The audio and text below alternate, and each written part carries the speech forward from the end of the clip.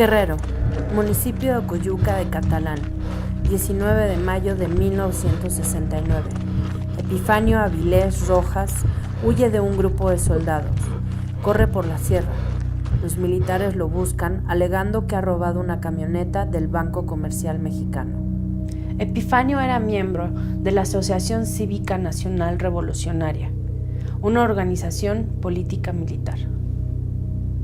Ciudad de México, 28 de agosto de 1978. En el atrio de la Catedral Metropolitana, un grupo de 84 mujeres y 4 hombres han llegado de todo el país. En la reja del atrio, colocan una manta con la leyenda: desaparecidos, presentación, amnistía general. Estas personas eran familiares de desaparecidos. A este grupo se le conoció como el Comité Eureka. Iguala, Guerrero, 26 de septiembre de 2014. 43 estudiantes de la Escuela Normal de Ayotzinapa fueron desaparecidos cuando se dirigían a una protesta. México, marzo del 2015. Un conglomerado de más de 70 colectivos y organizaciones de familiares víctimas de desaparición formaron el Movimiento por Nuestros Desaparecidos en México. Desaparición en México, participación ciudadana y la Ley General en materia de desaparición forzada de personas, desaparición cometida por particulares y del Sistema Nacional de Búsqueda de Personas. Esto y un poco más en el Parlamento Abierto es de todas y todos.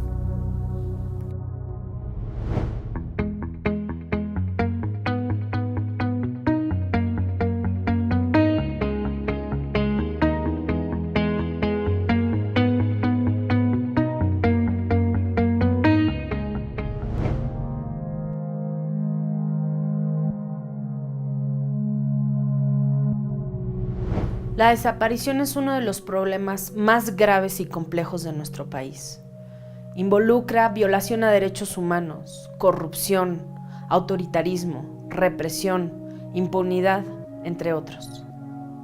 Una complejidad de este fenómeno es que precisamente no está problematizado por el Estado.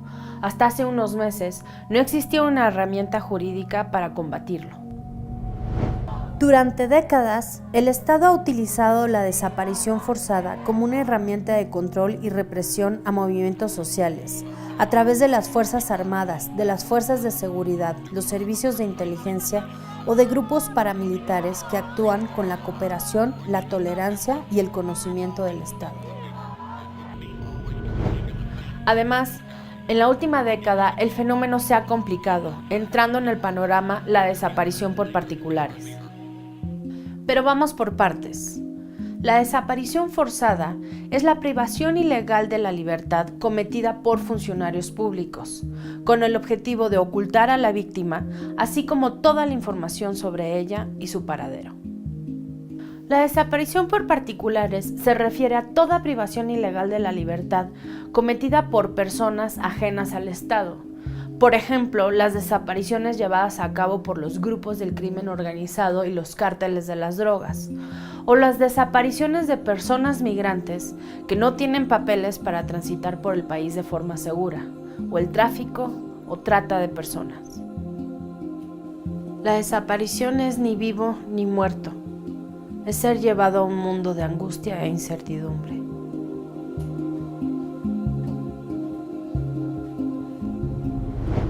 Pero las familias de los desaparecidos son los que se quedan en este mundo y a lo largo de 50 años se han organizado para resolver el problema que tienen en común. Hay indignación también cuando vemos al campesino sin trabajo. Ellos buscan a sus desaparecidos y buscan el acceso a la justicia, a la información que el Estado oculta y a la reparación del daño. Una madre busca a su hijo. Un hermano busca a su hermana, un hijo busca a su padre, y no se detendrán hasta encontrar a sus familiares, vivos o muertos. El Movimiento por Nuestros Desaparecidos en México surgió con la idea de construir una agenda común para luchar contra la desaparición a nivel nacional. Presionó para que las familias fueran escuchadas y que todas las experiencias de años y años buscando a sus familiares se tomaran en cuenta en la elaboración de una ley necesaria. De tal forma que lograron incidir en el legislativo, colaboraron significativamente en la elaboración de una ley en materia de desaparición, que fue aprobada el 12 de octubre de 2017, porque esta ley no podría haber sido aprobada sin las familias. Esto es participación ciudadana, esto es Parlamento abierto. Más adelante, en nuestra sección El tema, abordaremos más sobre la ley.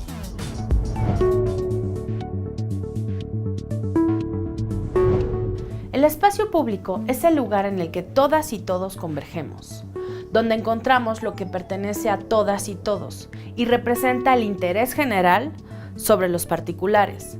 La participación ciudadana puede tener dos vertientes. Una es aquella que ocurre dentro de la esfera estatal del espacio público, es decir, mediante mecanismos institucionales. En esta participación se incluye a la ciudadanía en las decisiones a través de mecanismos de interlocución y trabajo con las autoridades y funcionarios públicos, de manera que las personas puedan opinar, vigilar, controlar y evaluar políticas y acciones de gobierno.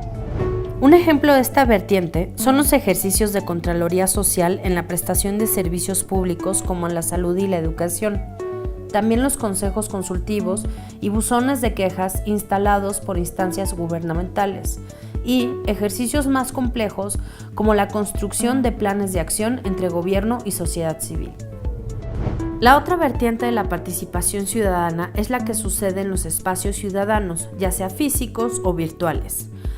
Esta participación es impulsada directamente por personas, grupos, colectivos ciudadanos, organizaciones de la sociedad civil o cámaras empresariales que buscan generar una interlocución con las instituciones e intervenir en los procesos de toma de decisión, aportando información relevante o incluso colaborando directamente en la creación de una propuesta.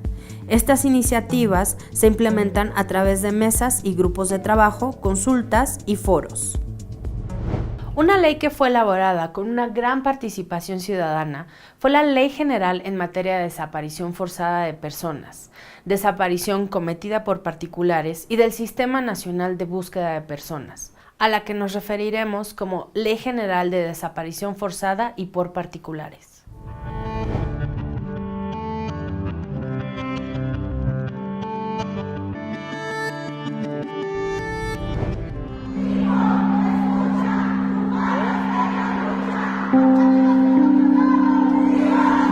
La voluntad política del Estado se verá reflejada tanto en la aprobación de la ley como en facilitar todos los recursos a su alcance para que ésta se implemente de forma adecuada. Ciudad de México, 12 de octubre de 2017. La Ley General de Desaparición Forzada y por Particulares es aprobada por unanimidad. ¿Por qué tardamos tanto en tener una ley contra la desaparición? Desde 2004, colectivos de familiares y organizaciones de la sociedad civil venían presentando propuestas para una ley que atendiera el problema. Pero el fenómeno de la desaparición no había atraído tanta atención social como en el año 2014, en el que 43 estudiantes fueron desaparecidos en Iguala, Guerrero. En todo el país, la gente salió a las calles. Los ojos del mundo apuntaron a México.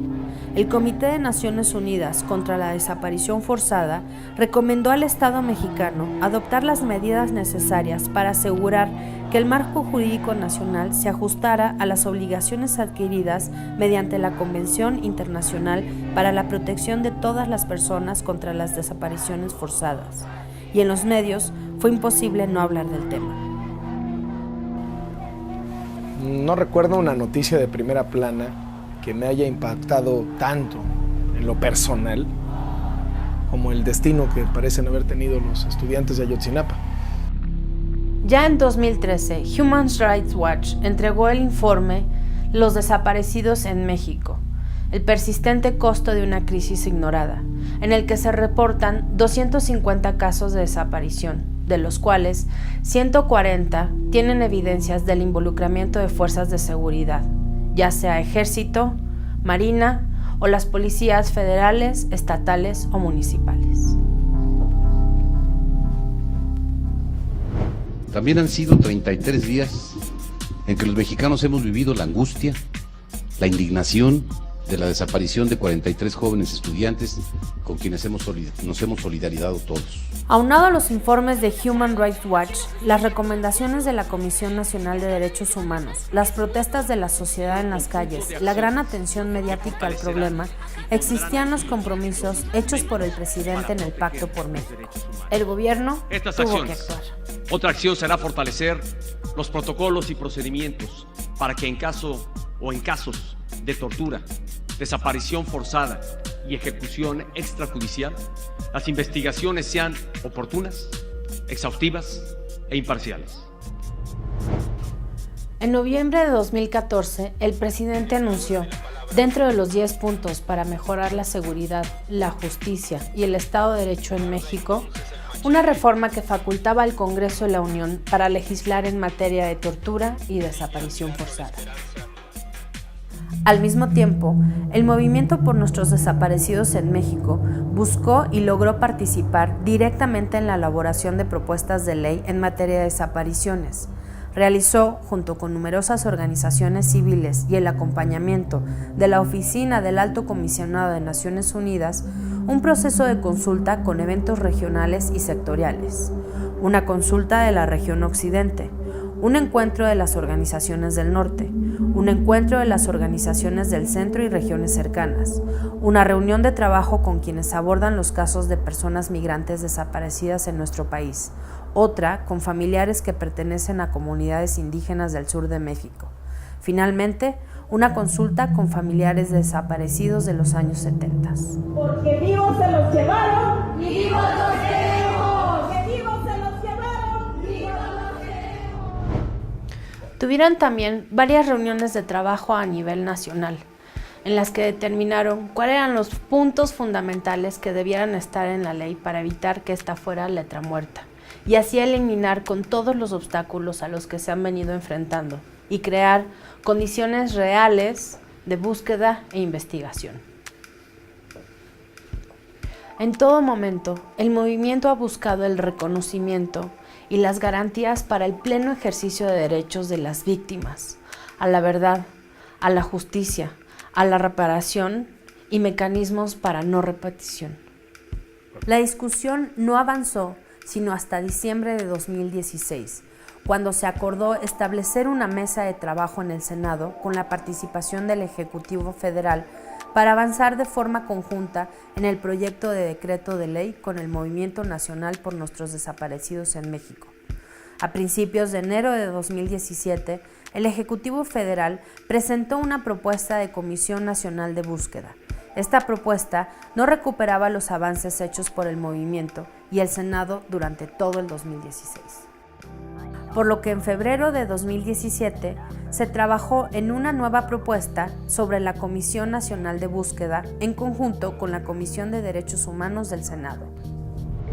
En marzo, el gobierno se comprometió a reanudar el trabajo de la mesa y fue durante la segunda quincena de abril que se llevaron a cabo una serie de reuniones que tuvieron como resultado la minuta aprobada por el Senado de la República el 27 de abril de 2017. El 12 de octubre de 2017, después de una incesante exigencia de los familiares, la Cámara de Diputados aprobó la minuta tal cual fue recibida.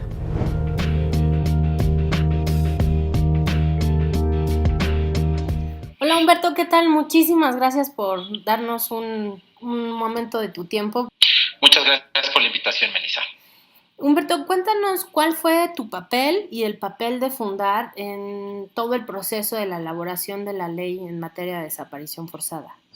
Pues nuestro rol fue el de acercarle herramientas de carácter técnico a los familiares para que pudieran participar activamente en el proceso de discusión de esta ley, pues para poder llegar al mejor resultado que respondiera a sus necesidades. Justo cómo pueden participar las organizaciones de la sociedad civil en el acompañamiento de movimientos sociales o de comunidades para poder participar de los procesos políticos. lo que hicieron organizaciones como Fundar, pero no solamente Fundar, digamos, otras organizaciones como Serapaz, Centro de Colaboración Cívica y otras en materia de derechos humanos, pues fue, primero que nada, tenderles los puentes a las familias, a las víctimas, digamos, pues de este delito tan atroz que es la desaparición forzada. Entonces, la labor de organizaciones como Fundar es básicamente ayudar a hacer un trabajo de traducción, ¿no? Bueno, yo lo llamo un trabajo de traducción para que las víctimas puedan entender ese lenguaje. En algunos casos, nuestro rol es justo bajar a las autoridades al nivel, ¿no? De hacerles entender que el trabajo que están haciendo tiene un impacto en gente de carne y hueso. Y por último, ahora que ya está aprobada la ley, desde tu perspectiva, ¿qué es lo que sigue para el movimiento? Bueno, ahora sigue pues todo el proceso de implementación de la ley, y en el muy corto plazo lo que sigue es una batalla fuerte por el presupuesto para la implementación de esta ley. Una ley como la Ley General en materia de desaparición forzada y por particulares no podía ser creada sin la participación de las familias de los desaparecidos. Eran ellos quienes, después de años de búsqueda de información de sus familiares y de luchar por acceder a la justicia, podían aportar el contenido más valioso de esa ley. Sin las familias, no. Pero no debe ser así solo con esta ley. La participación ciudadana debe existir en la mayoría de las decisiones de nuestro Congreso. Sin nosotros, no, porque el Parlamento abierto es de todas y todos.